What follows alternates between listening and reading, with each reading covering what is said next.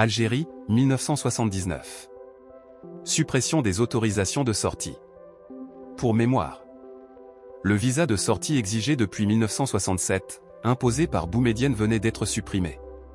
Désormais, les Algériens peuvent quitter le territoire national munis de leur seul passeport, et avec un coup de tampon le voyageur gagne la salle d'attente.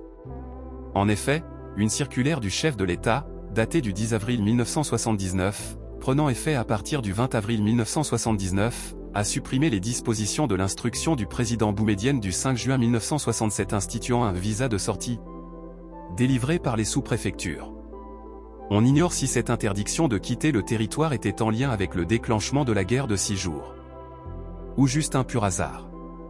Cette décision annoncée au départ provisoire, s'est avérée que c'était un provisoire qui dure. C'était une véritable tracasserie. La presse avait annoncé la fin de cette mesure le 11 avril en termes quelque peu camouflés, évitant de mentionner explicitement l'autorisation de sortie. Restent seuls, désormais, les cadres supérieurs de l'État, nommés par décret, qui devaient présenter un titre de congé ou un ordre de mission établi par la présidence. À propos, l'allocation en devise attribuée aux voyageurs était fixée à 340 francs environ par voyage, sachant qu'un franc était équivalent à un dinar, ou presque.